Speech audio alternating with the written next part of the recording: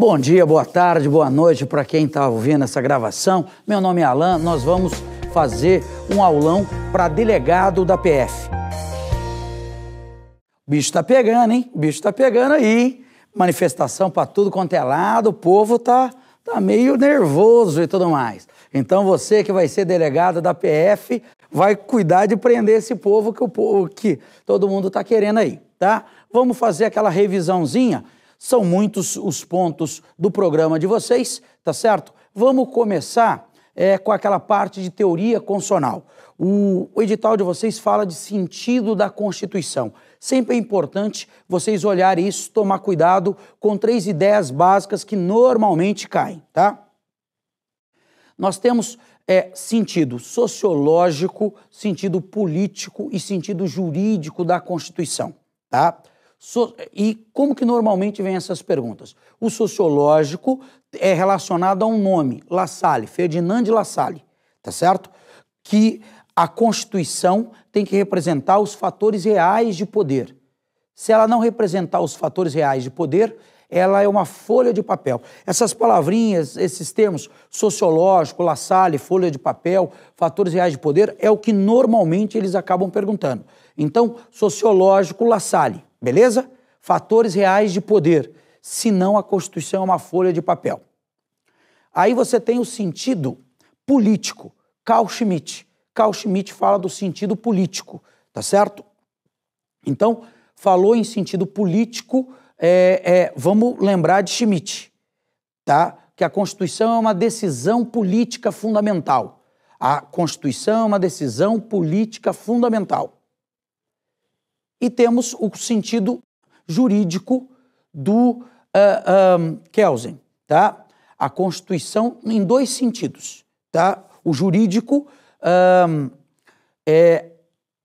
a Constituição está no ápice da pirâmide, todas as leis, todos os atos dependem de um ato acima que lhe dá validade, tá? Fundamento de validade. E aí você tem a Constituição. E o que dá validade à Constituição? É a norma fundamental hipotética. É a norma fundamental hipotética, tá? Qualquer livro aí de direito constitucional, tá? Qualquer livro bom aí de direito constitucional começa basicamente falando sobre esses 3 sentidos, tá certo? Beleza? Sentido político, jurídico e sociológico. Tranquilo? Outro ponto que sempre a UNB gosta, tá? CESP gosta demais de perguntar de poder constituinte, tá? Poder constituinte. Então nós temos o poder constituinte originário. Poder constituinte originário. Quais as características do poder constituinte originário? Poder constituinte originário, você sabe, você lembra, é quando você cria uma nova Constituição, quando você faz uma nova Constituição. Ele tem por características o quê? Ser inicial, ser incondicionado e ser ilimitado juridicamente. Cuidado aqui, ilimitado juridicamente, tá? Então, o poder constituinte originário pode tudo, tá? Porque começa um novo ordenamento constitucional e, portanto, jurídico a partir dele, tudo bem? Poder constituinte originário. Já o poder constituinte derivado, como o nome diz, ele deriva de alguma coisa. Foi derivado da onde? Do originário. Você sabe disso, tá? Deriva do originário. Poder constituinte derivado, ele vai ter quais as características? Se um é inicial, o outro é secundário. Tudo bem? Se um é incondicionado, o outro é condicionado. Se um é ilimitado juridicamente, o poder constituinte derivado é limitado juridicamente. Tudo bem? Tá? Sobre essas limitações do poder constituinte derivado, a gente vai falar quando for falar de processo legislativo. Processo legislativo, beleza? Ainda existe o poder constituinte derivado decorrente, que é o poder que tem os estados de fazerem a sua Constituição. Todos os estados e o DF, eles podem fazer a sua Constituição. No caso do DF, é a lei orgânica, equivalente à Constituição. Então, eles têm o poder de fazer a sua Constituição. E isso é o poder constituinte derivado decorrente. Óbvio que eles vão seguir como norma parâmetro a Constituição Federal. Então, muitas regras, não todas, mas muitas regras das constituições estaduais devem seguir o parâmetro da Constituição Federal. Tudo bem? Poder constituinte originário, poder constituinte derivado, poder constituinte derivado decorrente. Beleza? Outro assunto fundamental, dá quase para a gente apostar que vai estar na prova de vocês, é controle de constitucionalidade. Controle de constitucionalidade, muito importante para a prova aí de delegado da PF, tá? Quando você fala em controle de constitucionalidade, muita coisa, tem muita coisa, você vai pegar esses livros aí, eles vão escrever aí 100 páginas, mais ou menos, sobre controle de constitucionalidade, mas vamos começar assim pelo basicão. Legitimados. Quem pode propor uma ação direta de inconstitucionalidade?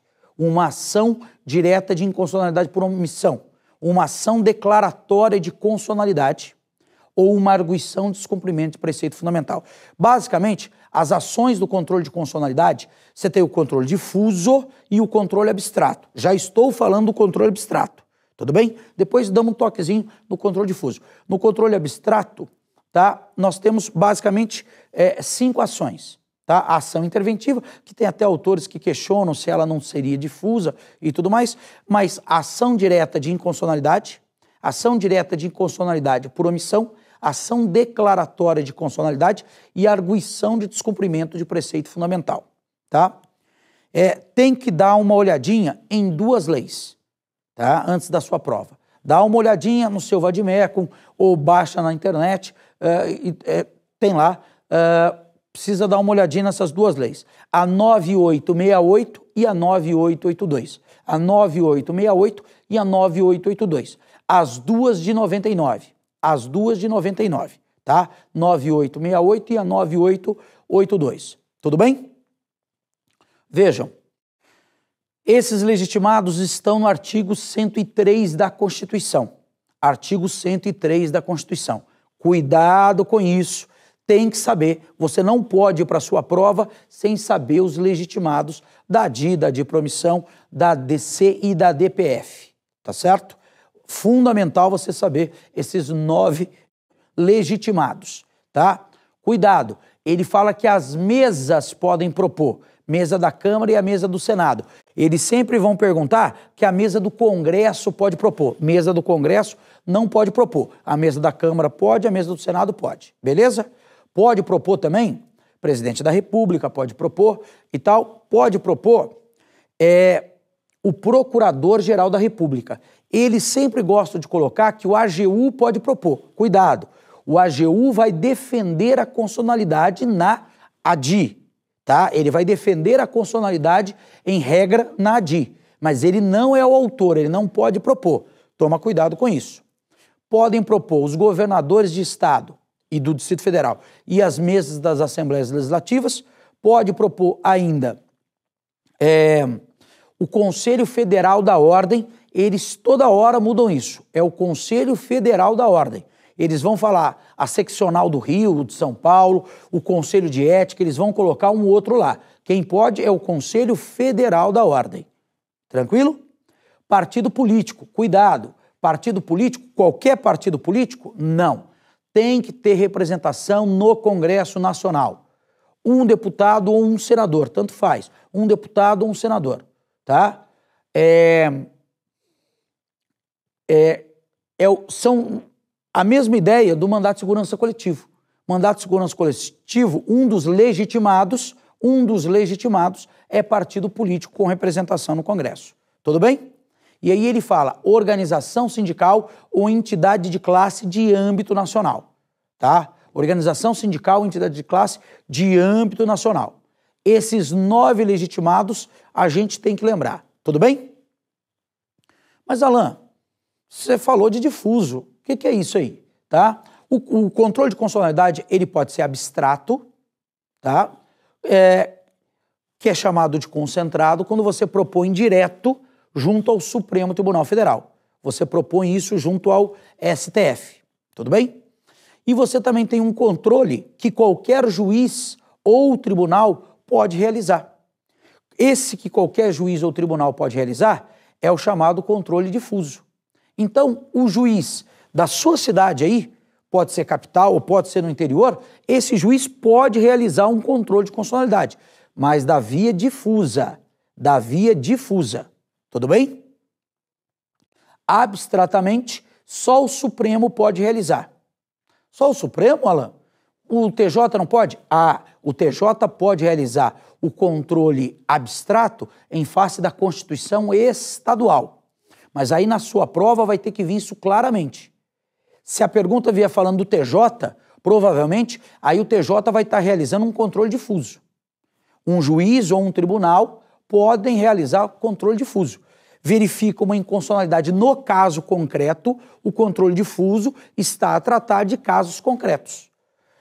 A prefeitura lançou a cobrança de um imposto que tem a mesma base de cálculo ou o mesmo fato gerador de uma outra situação. Então, você precisa verificar essa situação, tá? Então, aí o juiz vai poder declarar. Como ele está resolvendo o caso concreto, é o controle difuso, tudo bem? Qualquer juiz ou tribunal. No caso do tribunal, muito importante, artigo 97 e súmula vinculante 10, tá?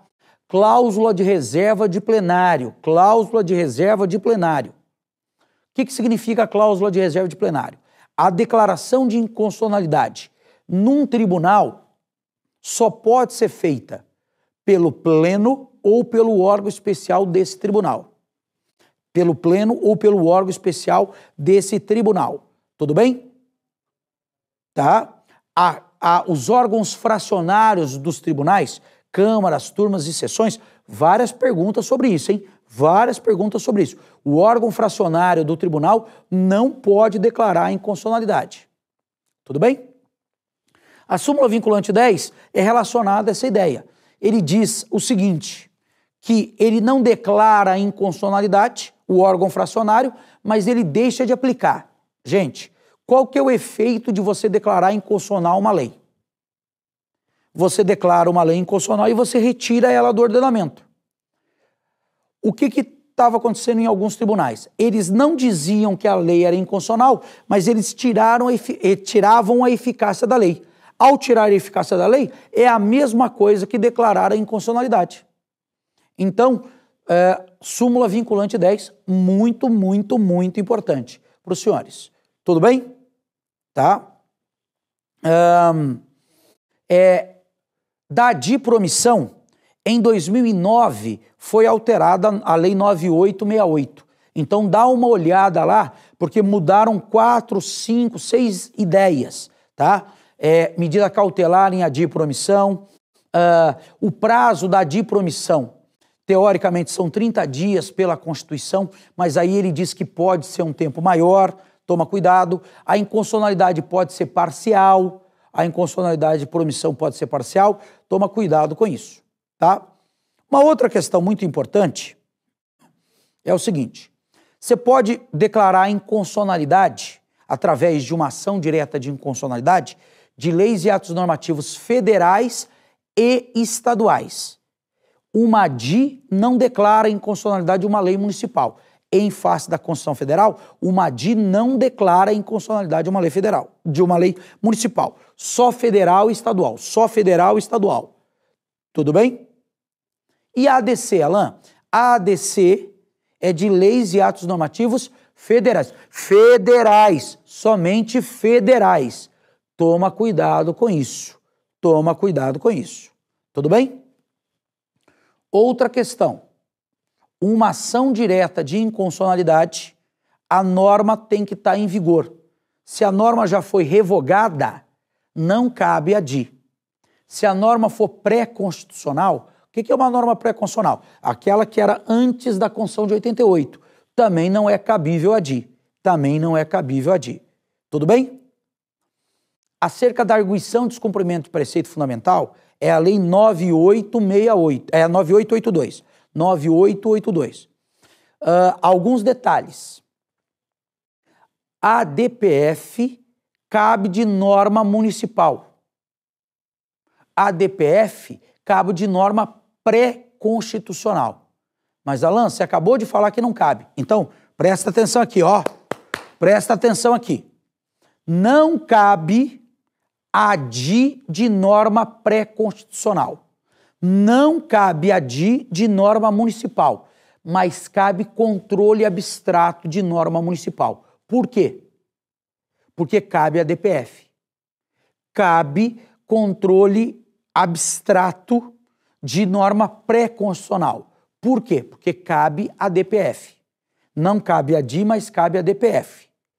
Tudo bem? Tá? Vamos seguir, tá? Vamos seguir. Demos um apanhado aí de controle de constitucionalidade e tudo mais. Dá uma olhadinha nas leis e tudo mais. Dá uma olhadinha no seu material. Vamos dar uma avançada ali. Veja, assunto que a UNB gosta muito são direitos e garantias fundamentais, tá? A partir do artigo 5º, direitos e garantias fundamentais, nacionalidade, direitos políticos, direitos sociais, sempre está perguntando. Só do artigo 5º, nos últimos 6 anos, tá? Nos últimos 6 anos aí, você vai ter com certeza mais de 300 itens. Mais de 300 itens só do artigo 5º, tá? Só do artigo 5º. Então, requer um cuidado maior, tá? O artigo 5º tem muita coisa, tem muita ideia, tá? Mas fundamental para nós, princípio da isonomia. Princípio da isonomia. Toda hora a UNB está fazendo uma pergunta sobre isso. Toda hora a UNB está fazendo uma pergunta sobre isso, tá? Vejam, você não tem que tratar todo mundo de forma igual. Você tem 2 tipos de isonomia, a isonomia material e a isonomia formal. O caput do artigo 5º é a isonomia formal. Todos são iguais perante a lei. Mas, na verdade, a gente tem que ver a isonomia material. Várias perguntas da UNB sobre isonomia material.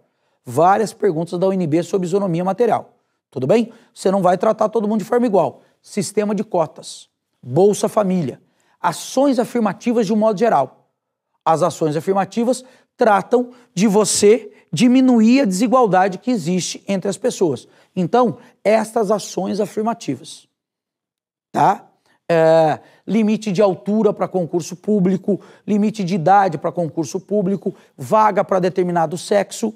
O UNB já perguntou há muitos anos atrás, e a ESAF perguntou o ano passado de novo, se eu posso ter critérios diferenciados para promoção na aeronáutica entre homem e mulher. Supremo entende que sim. Supremo entende que sim. Pergunta da UNB, 2008. E aí a outra banca perguntou 4 anos depois. Por isso que a gente tem que saber isso. Tudo bem? Princípio da legalidade. Princípio da legalidade. Saber aquelas diferenças de legalidade. A legalidade constitucional, a legalidade para o âmbito tributário, a legalidade para a administração, a legalidade para direito penal, tá? Precisa saber essa diferença. Tudo bem? Outra coisa. Bom saber, já que a prova é para delegado da PF, já que estamos falando de legalidade, em princípio da legalidade e reserva legal. Cuidado, dá uma olhada lá sobre isso, tá? Legalidade mais amplo, reserva legal mais restrito, tá? Só que ao mesmo tempo de ser mais restrito, pode ser mais aprofundado. Legalidade mais amplo, mas porém menos aprofundado essa ideia, tá? Eventualmente o cara pode perguntar reserva legal absoluta, reserva legal relativa, dá uma olhada nisso, a doutrina acaba citando essas diferenças. Tudo bem? Muito bom. Olha só, ainda sobre o artigo 5º, muitas coisas nós vamos falar, vamos tratar um pouquinho dos remédios constitucionais, mas vamos falar agora o seguinte, artigo 5º, 11º, muito importante, a casa é asilo inviolável do indivíduo. Nela só pode penetrar com o consentimento do morador, salvo em 4 situações: flagrante, desastre, prestar socorro ou ordem judicial durante o dia, tá? Muito comum uma pergunta da UNB dizendo que a casa você pode estender ao local de trabalho da pessoa. É casa o local de trabalho da pessoa, desde que esse local não seja aberto ao público, não seja franqueado ao público. Um escritório, um consultório, tudo isso é casa. Tudo bem? Tá? Além disto, só o morador é que permite entrar. Tem essas 4 situações que mesmo que o morador não consinta, você vai poder entrar, tá? Flagrante, desastre, prestar socorro e ordem judicial durante o dia, tá? Cuidado, cuidado, cuidado, que existe um posicionamento do Supremo de 2008 e só em 2009 a CESP perguntou 3 vezes isso, tá? Então isso toda hora está caindo nas provas, tá?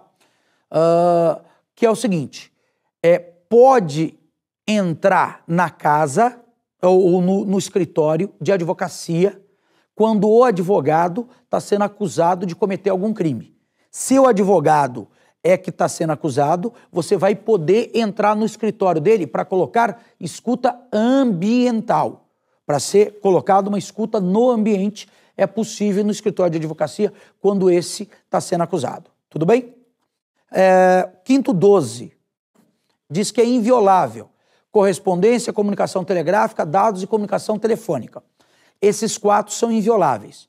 Só que o texto admite que você viole o telefone, expressamente só o telefone, desde que preenchidos 3 requisitos, na forma da lei, com ordem judicial para uma investigação criminal ou instrução processual penal. Tudo bem? Pelo texto constitucional, só telefone e desde que preenchido essas 3 condições. Entretanto, a jurisprudência do Supremo admite que você possa, eventualmente, violar as outras situações. A UNB mesmo já perguntou isso mais de uma vez. A correspondência do preso pode ser aberta? Pode.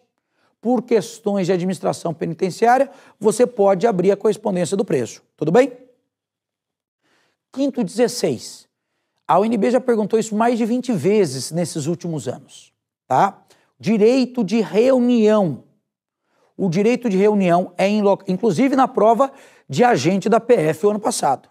Tá? Agente da PF, maio do ano passado, perguntou isso. Uma pergunta até um pouco sutil, você tinha que saber interpretar. Tá? Para você ter o direito de reunião é essa coisa de ontem, né, gente? Essas passeatas todas, desde que pacíficas. Tá? Então, veja só, é em local aberto. Não foi em local aberto no Brasilzão todo? Aliás, até para tema de redação e também para atualidades, hein, gente? Essa coisa, vai ler jornal, vai ver essa situação, o que está motivando e tudo mais, porque os caras vão tirar um texto aí da Folha de São Paulo, do Correio Brasiliense, da Zero Hora, do Globo, e vão fazer uma pergunta sobre isso aí, hein? Tá? Fica ligado nisso. Você começa a estudar para concurso público, às vezes não dá tempo nem de ver o que está acontecendo por aí. Ainda mais quando está próximo da prova, que é o caso dos senhores, mas olha essa situação aí, dá uma olhadinha nisso, que é quentíssimo para a prova de vocês. Ah, mas será que dá tempo de colocar na prova? Eu já vi a UNB perguntar a questão, de fato, que aconteceu 15 dias antes. Nós temos mais de um mês para a prova. Então, vai dar tempo deles colocarem, inserirem isso na prova, sim, fica ligado nisso. Pois bem, mas a reunião é em local aberto, deve ser pacífica. Na hora que o cara invade a Assembleia Legislativa do Rio, ou tenta invadir, ou tenta entrar no Palácio do Governo de São Paulo, aí não é pacífica, né, gente? Aí é outra coisa. Então ela tem que ser aberta, pacífica, sem armas, não precisa de autorização e precisa do prévio aviso para não frustrar uma outra reunião anteriormente marcada para o mesmo local. A UNB, o ano passado, fez uma sutileza. Ela falou assim, para você fazer uma reunião em local aberto, condiciona-se a 2 requisitos. Não autorização e prévio aviso à autoridade competente, para não frustrar uma outra reunião. Muita gente considerou como falso, porque falou assim, está faltando os outros. Mas olha, ela usou esse condiciona-se, mas ela não disse que só a esses. Esse condicionar pode parecer que limitou, mas na verdade não limitou. São 2 requisitos? São 2 requisitos. Tudo bem? Beleza? Tá, vamos dar uma avançada, que o tempo nosso está correndo. Eu preciso dar uma pincelada em poder legislativo, processo legislativo, que a UNB também gosta. Nacionalidade, direitos políticos. Então, vamos dar uma avançada.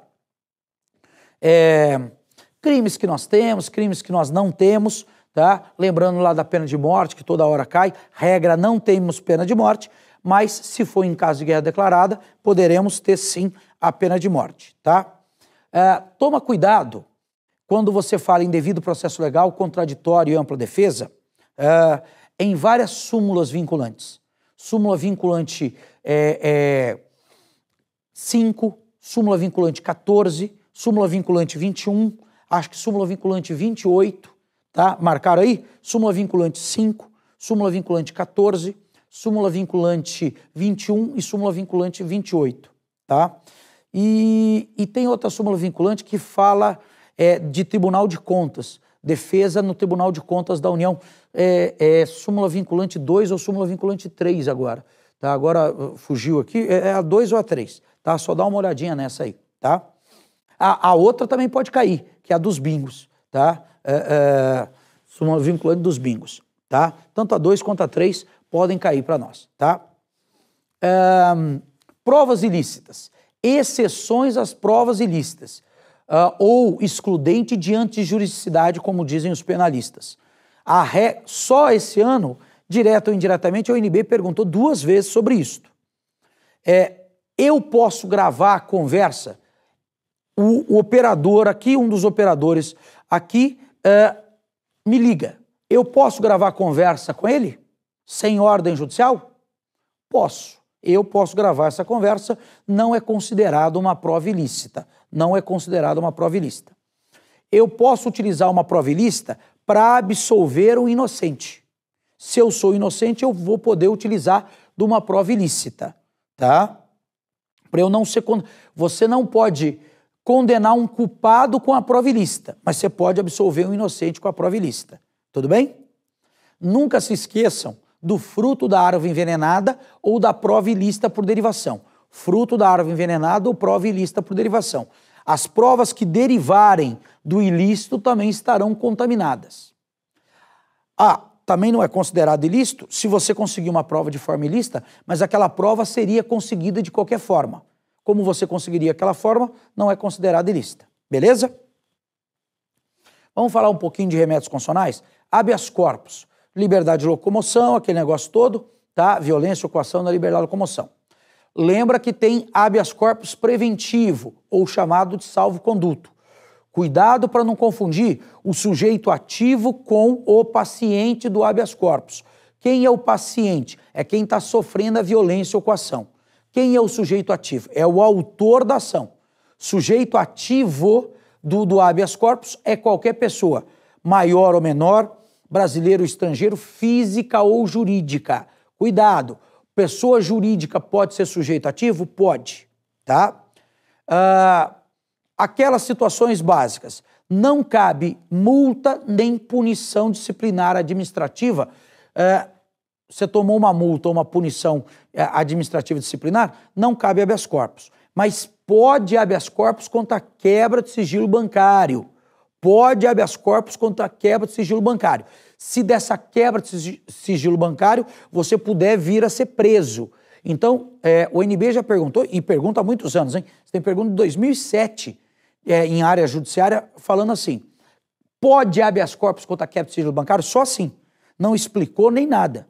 Pode? Pode. A regra que contra sigilo bancário seja mandato de segurança, mas é cabível, tá? Habeas corpus excepcionalmente. Então pode, beleza? Mandado de segurança, direito líquido e certo. Direito líquido e certo não amparável por habeas corpus nem habeas data, tá? Direito líquido e certo, você tem que lembrar que para caber mandato de segurança, no mandato de segurança não tem fase probatória, não tem audiência. No mandato de segurança você prova de plano. A prova é pré-constituída. A prova é pré-constituída no mandato de segurança. Tudo bem? Lembremos disso? Outra coisa, mandato de segurança é para direito líquido e certo, mas todo direito líquido e certo é o mandato de segurança? Não. Tá? Por isso que diz que cabe mandato de segurança quando não couber habeas corpus ou habeas data. O direito de locomoção é um direito líquido e certo. O direito à informação é um direito líquido e certo. E não cabe mandato de segurança. Tudo bem? Tá? Então, mandato de segurança tem uma característica de ser subsidiário. Mandato de segurança tem uma característica de ser subsidiário. Tudo bem? Beleza? Ainda acerca de mandato de segurança, é importante você saber algumas súmulas, tá? Súmula 101, tá? Se couber, a ação popular não cabe mandato de segurança, pergunta da UNB. Súmula 266, cabe mandato, não cabe mandato de segurança contra a lei em tese, só que cuidado que em 2009 a UNB perguntou assim, cabe mandato de segurança contra a lei? Cabe. Se a lei tiver efeito concreto, cabe mandato de segurança. Não cabe mandato de segurança contra a lei em tese. Tudo bem? Súmula 510, importante, súmula 510. Súmula 629, súmula 630, súmula 429, se eu não me engano, é 429, tá? Então, algumas súmulas acerca de mandato de segurança. Estamos fazendo uma prova para delegado da PF, né, gente? Tá? Então, tem que esperar que a UNB pergunte sobre isso, tá? O tempo está urgindo aqui, gente. Então, está quase acabando o meu tempo aqui. Mandado de junção, só lembrando, falta de norma regulamentadora que torna inviável um direito constitucional, ou relativo à nacionalidade, cidadania e soberania. Cabe mandado de injunção coletivo, pelos mesmos legitimados do mandato de segurança coletivo. Mas quem são os legitimados do mandato de segurança coletivo, Alain? Partido político com representação no Congresso, organização sindical, entidade de classe ou associação em funcionamento há pelo menos um ano no interesse dos seus filiados. Várias perguntas da UNB sobre mandato de segurança coletivo. E mandado de injunção coletivo segue essa mesma linha. Tudo bem? Se você tiver uma norma regulando, não vai caber mandado de injunção. Mandado de injunção é quando existir a falta da norma regulamentadora.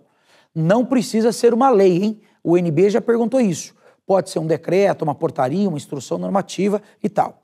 E a teoria que está sendo adotada acerca do mandado de injunção é a teoria concretista. Concretista, não esquece disso, hein? O UNB já perguntou isso 2 vezes. Tranquilo? Habeas data, 2 ideias.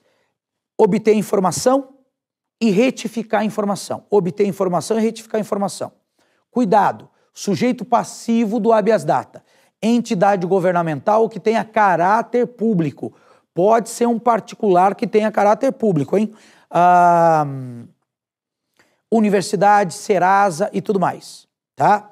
Habeas data como habeas corpus gratuito. Habeas data e habeas corpus gratuito. Lembrando que habeas corpus não precisa de advogado, beleza? Outra coisa do habeas data. Habeas data é pessoal, tá? Prova da PF 2009 para a gente, tá? É pessoal. Perguntou se podia contra terceiros. Não. O UNB não considerou isso como correto. Tudo bem? É personalíssimo. Beleza? Ação popular para acabar com os remédios constitucionais. Ação popular é para anular um ato lesivo ao patrimônio público, histórico, cultural, meio ambiente ou moralidade administrativa. Tudo bem? Só pode entrar com ação popular o cidadão. Além disto, da ação popular, em regra, é gratuito, mas pode ser cobrado se tiver má fé.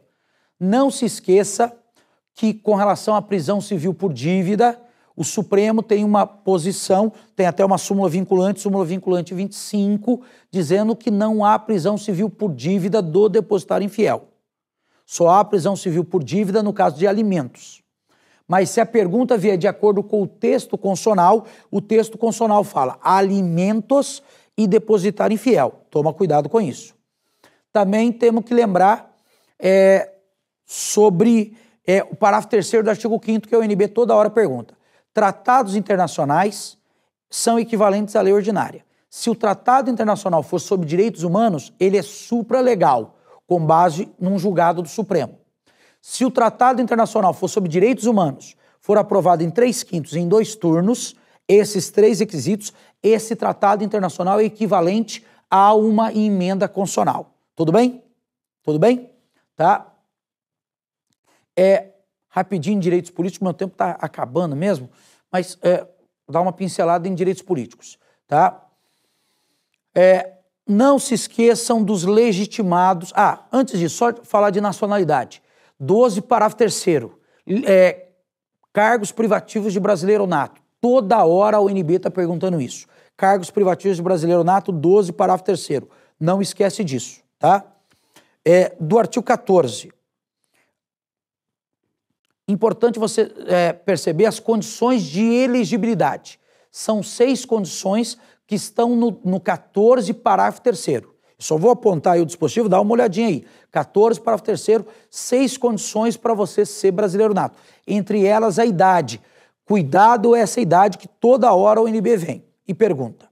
Parágrafo 4º, pergunta da UNB, cargos, inelegibilidade absoluta. Quando a pessoa não pode ser candidato nunca. Ele não pode ser candidato se for analfabeto ou se ele for inalistável. Cuidado aí, tá? Inelegibilidade reflexa, 14, parágrafo 7º. Fundamental. 14, parágrafo 7º, dá uma olhada nisso.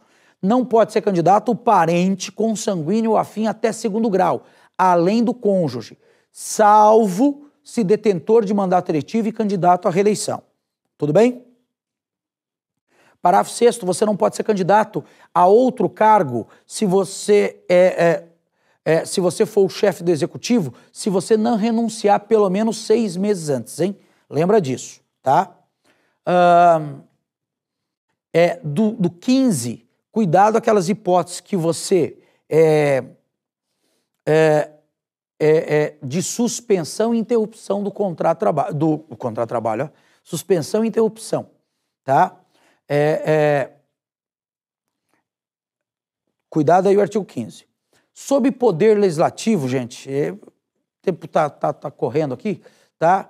Deixa eu até falar o seguinte, ordem social, dá uma olhada no 194, tá? 194, 195, sempre cai uma pergunta, tá? 201 também, por causa da questão previdenciária, tá? Não vamos ter tempo. Então, só do poder executivo, 85, eles sempre perguntam uma questão, tá? Crimes de responsabilidade do presidente. E 86 também. Toma cuidado lá, 86 tem 4 parágrafos, esse sempre está sendo perguntado, hein?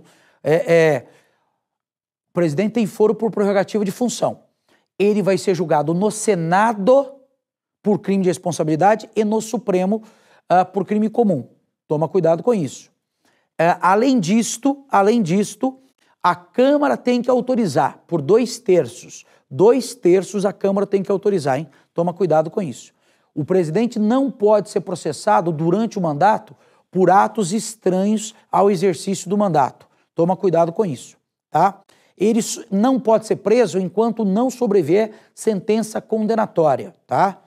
Outra coisa, parágrafo único do 84. Dá uma olhada nisso. Dá uma olhada no parágrafo único do 84. Sempre está vindo uma pergunta. Do poder legislativo ou do processo legislativo, você tem que saber medida provisória. Artigo 62. Tá? São 12 parágrafos. Você tem que dar uma estudada ali sobre esses parágrafos ali. Principalmente as matérias que não cabem medida provisória. Parágrafo 1º do 62. Tá? Toma cuidado com isso. Toma cuidado com isso. Parágrafo 1º do 62 é muito importante você lembrar. Tá? Sobre emenda constitucional, de um modo geral, cuidado às limitações que você tem ao poder de emenda. E emenda constitucional está no artigo 60. Então você tem as limitações formais, materiais, circunstanciais, as temporais atualmente nós não temos. Então, formal, circunstancial, qual que é circunstancial? Estado de sítio, estado de defesa e intervenção federal. Aí eu não posso emendar a Constituição, tá? Quais são as limitações formais? Para você emendar a Constituição, você tem os legitimados. Quem é que pode emendar a Constituição? Um deputado pode? Não. Um senador pode? Também não. Só pode emendar a Constituição presidente, Dilminha, tá? 1/3 da Câmara ou 1/3 do Senado e mais da metade das Assembleias Legislativas. E para você emendar a Constituição, tem que ser por 3/5 em 2 turnos.